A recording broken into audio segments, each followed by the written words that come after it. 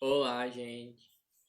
Hoje a gente vai conversar um pouquinho sobre as notações lexicais. Para que servem, o que são e qual a influência delas na vida da gente. Vamos lá?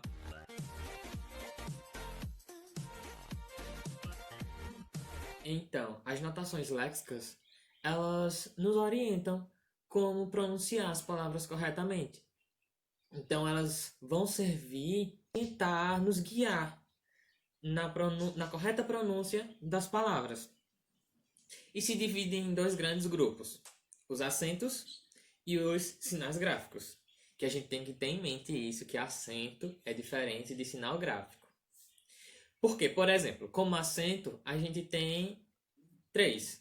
A gente tem o acento agudo, o acento circunflexo e o acento grave, que a gente conhece bastante pelo sinal de crase. Já sinal gráfico, a gente tem o tio, a gente tem hífen, cedilha e a gente tem também, tínhamos, na verdade, o trema e até hoje a gente tem o apóstrofo. Só o trema que deixou de ser usado com mais corriqueiramente, né? Hoje era só usado para nomes próprios ou nomes estrangeiros. Mas então, o acento agudo, falando de um por um agora, ele pode ser usado em todas as vogais. De A U, a gente vai perceber que o acento agudo pode se fazer presente em todas elas. A curiosidade é que o acento agudo ele vai indicar que determinada vogal, determinada sílaba daquela palavra, ela possui um som aberto. É o que acontece, por exemplo, em jacaré, pá, vovó. Então, são palavras que possuem o sinal, o som aberto, a sonoridade aberta, e o acento agudo está ali para nos guiar sobre isso, né? Acerca disso. Aí você fala, mas só citou A, E, I, O. Mas a gente tem também os exemplos com E e U, por exemplo, útil, íngreme. Então, nota-se a presença do acento agudo em todas as vogais, o que não acontece com o acento circunflexo. O acento circunflexo ele só pode ser usado em três vogais, que são A, E e O. Nem a letra U, nem a letra I recebem o acento circunflexo, pelo menos não aqui em todo o território nacional.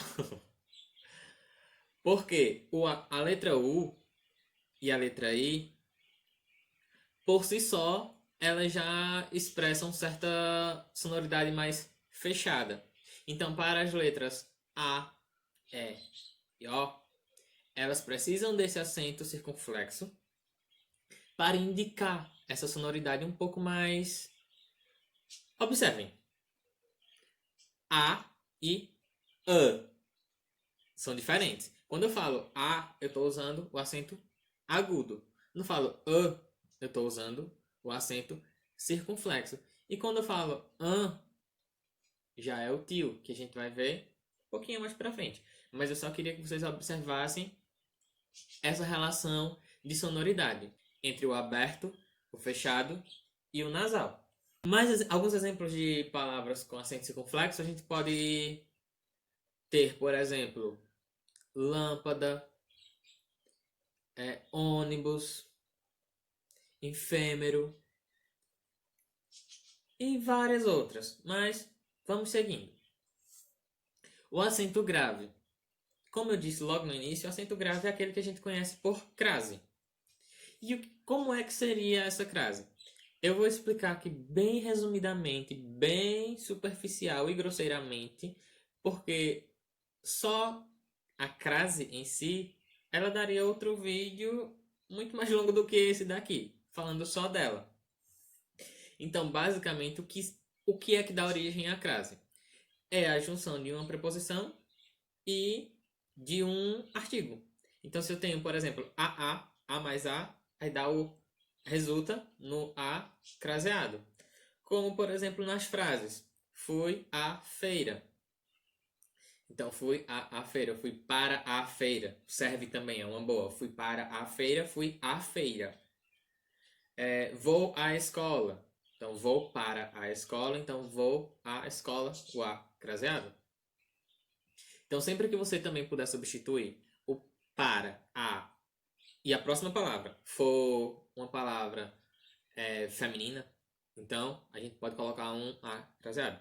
Isso aqui, claro, bem grosseiramente, e a gente sabe que a crase ela possui uma regra, milhões de exceções.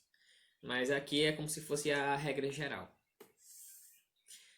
De acento, são apenas esses três. Agora a gente vai começar a adentrar no assunto de sinais gráficos. Esses sinais gráficos a gente tem de cara o apóstrofo. E o que seria esse apóstrofo? Esse apóstrofo ele aparece nas palavras para indicar que houve a supressão de uma letra. O que é essa supressão? É quando a gente diz, por exemplo, que engoliu uma letra, por assim dizer. Quando eu falo copo de água, então se eu tirar esse e colocar um apóstrofo, vai ficar copo d'água. Então, esse apóstrofo vai estar ali, bonitinho, indicando que houve a supressão de uma letra. No caso, a letra E. E é o caso que mais acontece, é da supressão da letra E quando vem junto com o D. Como a gente tem, por exemplo, nas frases. Vozes da África, Cobra d'Água, Santa Bárbara do Oeste. Então, são exemplos que a gente pode ver nitidamente o uso do apóstrofo suprimindo uma vogal, no caso, a letra E. A gente tem também a cedilha, que costumeiramente chamamos de C cedilha, porque a cedilha ela só pode ser acoplada à letra C. E essa cedilha serve para quê? Para indicar que o som do C vai soar igual o som de dois S, no caso. E por que não de um S só? Porque lembram que se eu uso um S entre vogais, vai ter som de Z. Então, por isso, a C cedilha equivale ao som de dois S. E ela não pode ser usada em todas as letras, em todas as vogais. A cedilha só é usada para as letras. Ou melhor, quando vier junto das letras A, O e U. Então, se eu uso apenas o C, vai ficar K, Ko, Ku. Se eu uso C cedilha, vai ficar Sa, Sol, Su. E as letras E e I, o que acontece? Nada. Porque não existe C cedilha com E e I. O C por si só, ao se juntar com a letra E, já é Sé. Ao se juntar com a letra I, já é Si. Então, a gente não usa C cedilha para letra E e para letra I. Parem de escrever coisas que eu vejo muito usando você. Você com C cedilha. Não existe. Tirem isso da cabeça de vocês. Não existe C cedilha para as letras E e I. Seguindo, o hífen. O hífen é outro caso, assim como a crase, que se eu fosse explicar, daria um vídeo enorme só falando do hífen. Mas eu separei aqui 4 regras básicas de funções do hífen. O hífen ele serve para ligar palavras compostas, serve para separar as sílabas de um dado vocábulo, ligar algumas palavras precedidas de prefixo e fazer a junção entre pronomes oblíquos e algumas formas verbais, que são representadas pela mesóclise e a ênclise. Então vamos ver uns exemplos disso para ficar mais claro na nossa mente. Observem. Quando a gente tem um prefixo que termina na mesma letra que a próxima palavra se inicia, a gente vai ter que usar um hífen aí para separar as duas. Como é o exemplo de anti-inflamatório. Então, anti-inflamatório, a palavra anti terminou com uma vogal onde a mesma vogal foi utilizada para iniciar a palavra seguinte. Então, para não ficar anti-i junto, fica separado por um hífen. Então, anti-inflamatório. O mesmo acontece para as consoantes. Não são apenas vogais que se separam. As consoantes também. Então, por exemplo, a palavra super romântico, super termina com R. Romântico começa com R. Então, a gente vai ter que usar um hífen para separar as duas. Acontece também quando a segunda palavra ela é iniciada por H, que é o caso de anti-higiênico, por exemplo. A primeira palavra terminou numa vogal qualquer, no caso aqui I, e a segunda palavra, que é o nosso foco, ela começou com um H. Então a gente vai usar um hífen para separar as duas. Outro exemplo também seria super-homem. Terminou com R, a próxima começou com H, então a gente usa um hífen para separar as duas. O hífen também serve para o seguinte, observem. Diante dos prefixos recém, sem e vice, dentre outros, a gente usa hífen para separar os dois núcleos. Por exemplo, recém, casado, sem, teto, vice, prefeito.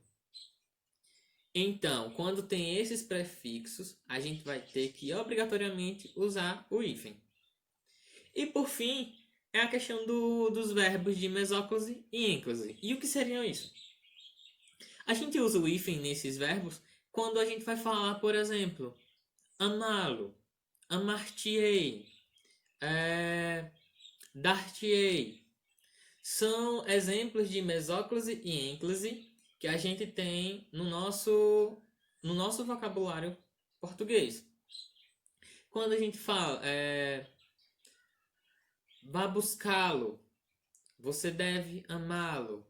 Então são exemplos desse caso do uso do hífen. Então, como eu disse, o hífen aqui foi bem sumariamente também. Só os exemplos que são necessários mais para o dia a dia, por assim dizer. E vamos para o tio. O tio, com L no final e não com O.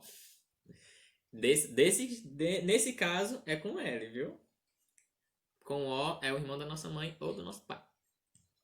Mas o tio, ele não é um acento. Tirem da cabeça essa ideia de vocês de que o tio ele é um acento. Ele é um sinal gráfico. E esse sinal gráfico é responsável pelo quê?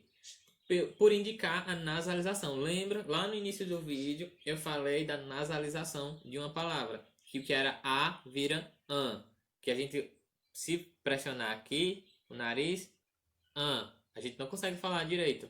Porque para emitir esse som, a gente precisa usar as nossas fossas nasais. Então, o tio, ele geralmente vai ser usado nas letras A e O.